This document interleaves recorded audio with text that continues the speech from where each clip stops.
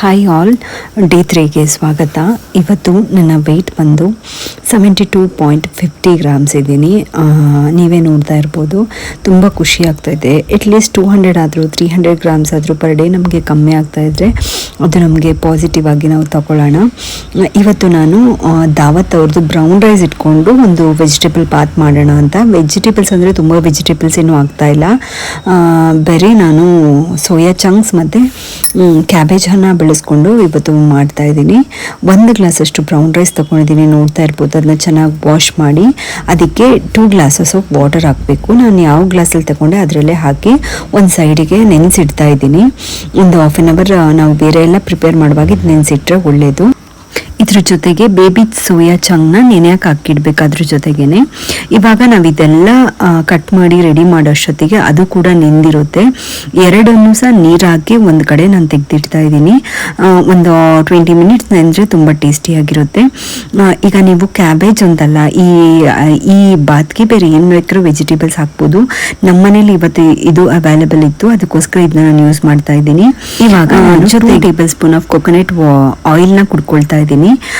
ನೀವು coconut oil ಅಂತಾನೆ ಅಲ್ಲ, ಗೀ ಕೂಡ ಕುಡ್ಕೊಳ್ಬಹುದು, ಅದು ನಮ್ಮ ಬಾಡಿನ ಕ್ಲೆನ್ಸ್ ಮಾಡುತ್ತೆ. ಇವಾಗ ನಾವು ಒಂದು ಪಾತ್ರೆ ಇಟ್ಟು ಕುಕ್ಕರ್ಗೆ ಡೈರೆಕ್ಟ್ ಆಗಿ ಕೊಕೊನಟ್ ಆಯಿಲ್ನೇ ನಾನು ಹಾಕಿದ್ದೀನಿ. ಬಿಕಾಸ್ ನಾನು ಕೂಡ ಇದನ್ನ ತಿಂತಾ ಇದ್ದೀನಿ, ಅದಕ್ಕೆ ಎಲ್ಲರಿಗೂ ಸೇರಿ ನಾನು ಕೊಕೊನಟ್ ಆಯಿಲ್ ಹಾಕಿ ಮಾಡ್ತಾ ಇದ್ದೀನಿ. ನೀವು ನೋಡ್ತಾ ಇರ್ಬೋದು, ಅಂದಾಜಿಗೆ ನಾನು ಹಾಕಿದ್ದೀನಿ ಬಾಟ್ಲಿಂದ, ಬಟ್ ಅದು ಜಾಸ್ತಿ ಇರೋಕ್ಕೆ ಸಾಧ್ಯನೇ ಇಲ್ಲ. ಒಂದು 2 to 3 ಸ್ಪೂನ್ ಅಷ್ಟೇನೆ. ಬಿಕಾಸ್ ನಾನು ಎಂಡಿಗೆ ನಾನು ಎಲ್ಲ ಹಾಕ್ಕೊಳ್ತೀನಿ, ಇದು ಗೀ ಆ್ಯಡ್ ಮಾಡ್ತೀನಿ. ಇವಾಗ ನೀವು ನೋಡ್ತಾ ಇರ್ಬೋದು, ನಾನು ಚಕ್ಕೆ, ಲವಂಗ, ಏಲಕ್ಕಿ ಮತ್ತು ಸೋಂಪುನ ಹಾಕ್ಕೊಳ್ತಾ ಇದ್ದೀನಿ. ಹಾಕಿ 1 ರಿಂದ 2 ಈರುಳ್ಳಿನ ತಗೊಂಡು ಚೆನ್ನಾಗಿ ಕಟ್ ಮಾಡಿ ಇಟ್ಟಿದ್ದೆ, ಅದನ್ನೇ ಹಾಕ್ತಾ ಇದ್ದೀನಿ. ಇದು ಚೆಂದ ಫ್ರೈ ಆಗಬೇಕು. ನೀವು ನೋಡ್ತಾ ಇರ್ಬೋದು, ಚೆನ್ನಾಗಿ ಫ್ರೈ ಆಗಬೇಕು. ಯಾವುದೇ ಐಟಮ್ ಆದರೂ ನಾವು ಸ್ವಲ್ಪ ಆಯಿಲ್ ಕಮ್ಮಿ ಹಾಕಿರೋದ್ರಿಂದ ಸ್ವಲ್ಪ ಸೀದೋಗೋ ಚಾನ್ಸಸ್ ಇದೆ, ನೋಡ್ಕೊಳ್ಳಿ. ಹಿಂಗೆ ಫ್ರೈ ಮಾಡ್ತಾ ಮಾಡ್ತಾ ಸ್ವಲ್ಪ ಗೋಲ್ಡನ್ ಬ್ರೌನ್ ಬಂದ ತಕ್ಷಣ ನಾವು 2 ಟೊಮೆಟೊನ ಹಾಕ್ಕೊಳ್ತಾ ಇದ್ದೀನಿ. ನಾನು ಇದಕ್ಕೆ ಲೆಮನ್ ಏನು ಆ್ಯಡ್ ಮಾಡ್ತಾ ಇಲ್ಲ ನಾನು. ಸೊ 2 ರಿಂದ 3 ಮೀಡಿಯಂ ಟೊಮೆಟೊ ಇದ್ರೆ ಚೆನ್ನಾಗಿರುತ್ತೆ. ಇವಾಗ ಚೆನ್ನಾಗಿ ಅದು ಫ್ರೈ ಆಗಲಿ ಅಂತ ಸ್ವಲ್ಪ ನಾನು ಕಲ್ಲುಪ್ಪನ್ನ ಬಳಸ್ತೀನಿ. ನಾನು ಯಾವತ್ತೂ ಅಡುಗೆಗೆ ಸ್ಟಾರ್ಟಿಂಗಲ್ಲಿ ಕಲ್ಲುಪ್ಪನ್ನ ಹಾಕ್ತೀನಿ, ಎಂಡಿಗೆ ಅದನ್ನ ನಾವು ಬ್ಯಾಲೆನ್ಸ್ ಮಾಡೋಕ್ಕೆ ಪೌಡರ್ ಉಪ್ಪನ್ನ ಹಾಕ್ಕೊಳ್ತೀನಿ, ಉಡಿ ಉಪ್ಪನ್ನ ಬಳಸ್ತೀನಿ. ಇವಾಗ 1 ರಿಂದ ಒಂದು ಸ್ವಲ್ಪ ಜಾಸ್ತಿ ಶುಂಠಿ ಬೆಳ್ಳುಳ್ಳಿ ಪೇಸ್ಟನ್ನು ನಾನು ಆ್ಯಡ್ ಮಾಡ್ತಾ ಇದ್ದೀನಿ. ಚೆನ್ನಾಗಿ ಮಿಕ್ಸ್ ಮಾಡ್ಕೊಳ್ಳಿ. ನೀವು ನೋಡ್ತಾ ಇರ್ಬೋದು, ಆ ಸೈಡಲ್ಲೆಲ್ಲ ಸ್ವಲ್ಪ ಎಣ್ಣೆ ಬಿಟ್ಕೊಳ್ತಾ ಇದೆ. ಆ ಕನ್ಸಿಸ್ಟೆನ್ಸಿ ಬಂದ್ರೇ ಮಸಾಲ ಫ್ರೈ ಆಯಿತು ಅಂತ ಅರ್ಥ. ಚೆನ್ನಾಗಿ ಫ್ರೈ ಮಾಡ್ಕೊಳ್ಳಿ ಎಣ್ಣೆ ಬಿಟ್ಕೊಳ್ಳೋ ಗಂಟ. ಮತ್ತು ನಾನು ಇದೇ ಪಾತ್ರೆಗೆ ಪುದೀನನ ನಾನು ಕಟ್ ಮಾಡಿಲ್ಲ, ಜಸ್ಟ್ ಎಲೆಗಳನ್ನೆಲ್ಲ ಬಿಡಿಸಿ ತೊಳೆದಿಟ್ಕೊಂಡಿದ್ದೆ, ಅದನ್ನು ಆ್ಯಡ್ ಮಾಡ್ತಾ ಇದ್ದೀನಿ. ಚೆನ್ನಾಗಿ ಬಾಡಿಸ್ಕೊಳ್ಳೋಣ. ಆವಾಗ ಪುದೀನ ನಾವು ಕಟ್ ಮಾಡೋದೇ ಇರೋದ್ರಿಂದ ಹಿಂಗೆ ಹಾಕಿದರೆ ತುಂಬ ಚೆನ್ನಾಗಾಗುತ್ತೆ. ಬಿಸಿಗೆ ಅದೆಲ್ಲ ಸಿಂಕ್ ಆಗಿಬಿಡುತ್ತೆ. ಸೊ ಚೆನ್ನಾಗಿ ಫ್ರೈ ಮಾಡಿ ಇವಾಗ ನೀವು ಯಾವುದೇ ಮಸಾಲೆ ಆಗಿರ್ಬೋದು, ನಾನು 1 ಸ್ಪೂನ್ ನಮ್ಮ ಮನೇಲಿ ಮಟನ್ ಮಸಾಲ ಅಂತ ನಾವು ಯೂಸ್ ಮಾಡ್ತೀವಿ. ಇದರಲ್ಲಿ ನಾವು ಅಚ್ಕಾರ, ಧನಿಯಾ, ಅರಿಶಿಣ ಇದು 3 ಬೆರೆಸಿಟ್ಟಿರ್ತೀವಿ. ಅದನ್ನು 1 ಟೇಬಲ್ ಸ್ಪೂನ್ ಹಾಕಿದೆ. ಜೊತೆಗೆ ಸ್ವಲ್ಪ ಕಲರ್ಗೆ ಅಂತ ಪುನಃ ನಾನು ಅರಿಶಿಣನ್ನು ಆ್ಯಡ್ ಮಾಡಿದ್ದೀನಿ. ಚೆನ್ನಾಗಿ ಫ್ರೈ ಮಾಡ್ಕೊಳ್ಳಿ. ಜೊತೆಗೆ ಗರಂ ಮಸಾಲೆ 1 ಸ್ಪೂನ್ ಅಷ್ಟು ಆ್ಯಡ್ ಮಾಡ್ತಾ ಇದ್ದೀನಿ. ಇದು ಫ್ರಾಗ್ರೆನ್ಸ್ ಚೆನ್ನಾಗಿರುತ್ತೆ. ಬಾತ್ಗೆ ಬೇರೆ ನಾವು ಯಾವುದೇ ಐಟಮ್ಸ್ ಹಾಕ್ತಾ ಇಲ್ಲ, ಸೊ ಅದಕ್ಕೋಸ್ಕರ ನಾನು 1 ಸ್ಪೂನ್ ಗರಂ ಮಸಾಲೆ ಕೂಡ ಹಾಕಿದೆ. ಇವಾಗ ನಾನು ತೊಳೆದಿಟ್ಟಿರುವಂತಹ ಕ್ಯಾಬೇಜ್ನ ಹಾಕ್ಕೊಳ್ತಾ ಇದ್ದೀನಿ. ಹಾಕಿ ಚೆನ್ನಾಗಿ ಮಿಕ್ಸ್ ಮಾಡ್ಕೊಳ್ಬೇಕು. ಕ್ಯಾಬೇಜ್ ಜೊತೆಗೆ ಗ್ರೀನ್ ಪೀಸ್ ಇದ್ರೂ ಚೆನ್ನಾಗಿರುತ್ತೆ, ಮತ್ತು ಕ್ಯಾಬೇಜ್ ಜೊತೆ ಸ್ವಲ್ಪ ವೆಜಿಟೇಬಲ್ಸ್ ಹಾಕಿದ್ರೂ ಚೆನ್ನಾಗಿರುತ್ತೆ. ಇವತ್ತು ನನಗೇನು ಅವೈಲೇಬಲ್ ಇದೆ ಅದನ್ನ ಇಟ್ಕೊಂಡು ನಾನು ಮಾಡ್ತಾ ಇದ್ದೀನಿ. ತುಂಬ ಟೇಸ್ಟಿಯಾಗಿ ಬರುತ್ತೆ. ಬ್ರೌನ್ ರೈಸಲ್ಲಿ ನಾನು ಫಸ್ಟ್ ಟೈಮ್ ಮಾಡ್ತಾ ಇರೋದು, ಬಿಕಾಸ್ ನಾನು ಬಿರಿಯಾನಿ ಟ್ರೈ ಮಾಡಿದ್ದೀನಿ, ಅಷ್ಟು ಚೆನ್ನಾಗಿದ್ದಿಲ್ಲ. ಬಟ್ ಈ ಬ್ರೌನ್ ರೈಸ್ ನಾವು ನೆನೆಸಿಟ್ಟಿರೋದ್ರಿಂದ ತುಂಬ ಚೆನ್ನಾಗಿ ಬಂದಿದೆ. ಇವಾಗ ನಾವು ಸೋಯಾ ಚಂಕ್ನ ಹಿಂಡ್ಕೊಂಡು ಹಾಕ್ಕೊಳ್ಳೋಣ. ಹಾಕಿ ಒಂದು ಮಿಕ್ಸ್ ಕೊಟ್ಟು ಇವಾಗ ನಿಮಗೆ ನೋಡ್ಕೊಳ್ಳಿ, ಆ ಕಲರ್ ಸ್ವಲ್ಪ ನನಗೆ ಕಮ್ಮಿ ಅಂತ ಅನ್ನಿಸ್ತಾ ಇದೆ.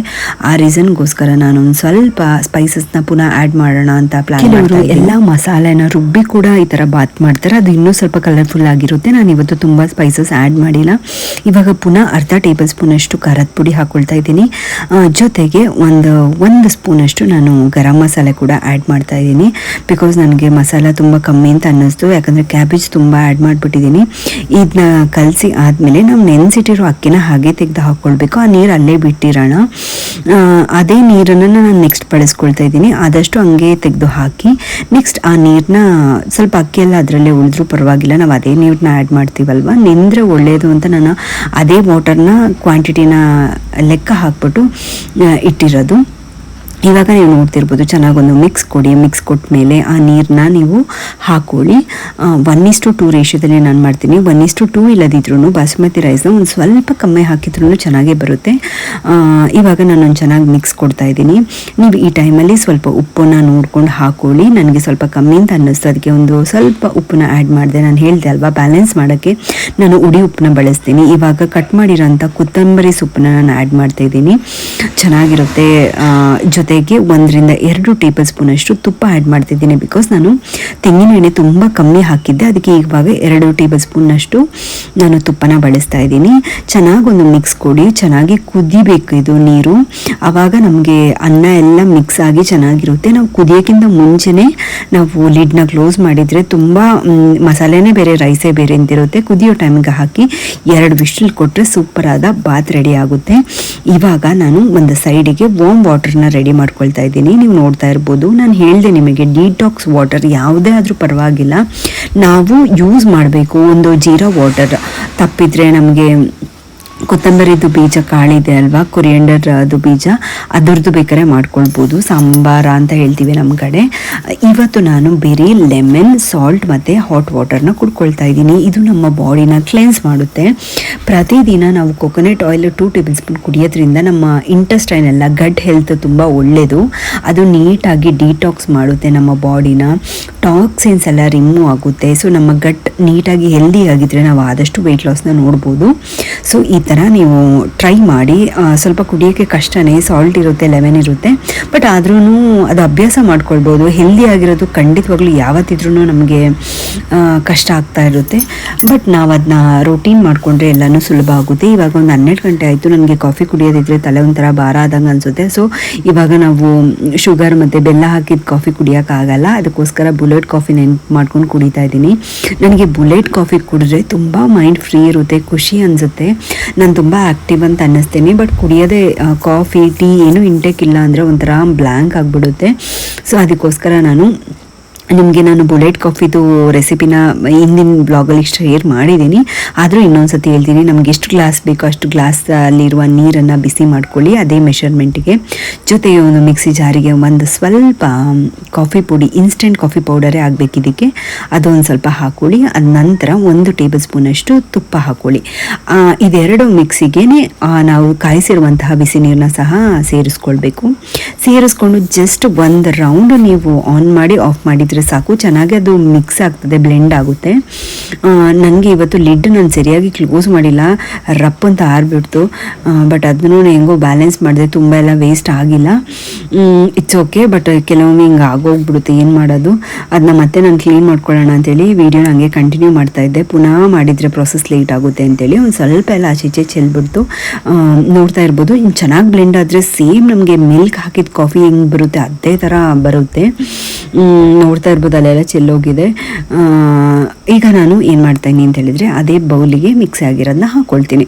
ಇದರಲ್ಲಿ ನಿಮಗೆ ಚೆನ್ನಾಗಿ ಎನರ್ಜಿ ಸಿಗುತ್ತೆ. ನಮಗೆ ಕಾಫಿ ಅನ್ನೋದು ತುಂಬ ವೆಯ್ಟ್ ಲಾಸ್ಗೆ ಇಂಪಾರ್ಟೆಂಟ್. ಅದನ್ನ ಬ್ಲ್ಯಾಕ್ ಕಾಫಿ ಆಗಿರ್ಬೋದು, ಬುಲೆಟ್ ಕಾಫಿ ಆಗಿರ್ಬೋದು, ಈ ತುಪ್ಪ ಹಾಕೋ ಜಾಗಕ್ಕೆ ತೆಂಗಿನ ಎಣ್ಣೆ ಕೂಡ ಹಾಕ್ತಾರೆ. ಚೆನ್ನಾಗಿ ಮಿಕ್ಸ್ ಆದರೆ ಸೇಮ್ ನಿಮಗೆ ಮಿಲ್ಕ್ ಆಗಿದ್ದು ಫೀಲೇ ಬರುತ್ತೆ, ಇದೇ ಥರ ಇರುತ್ತೆ. ನನಗೆ ಇವತ್ತು ಸ್ವಲ್ಪ ಕೋಲ್ಡ್ ಆಗಿರೋದ್ರಿಂದ ಪದೇ ನಂಗೆ ಕಾಫಿ ಕೇಳ್ತಾ ಉಂಟು, ಮೂಗೆಲ್ಲ ಬ್ಲಾಕ್ ಆಗಿತ್ತು. ನಾನು ಲಂಚ್ಗೆ ಬರೋದಾದರೆ ಕುಕ್ಕುಂಬರ್, 2 ಎಗ್ ಮತ್ತು ಪಲಾವ್ನ ತಿಂದೆ.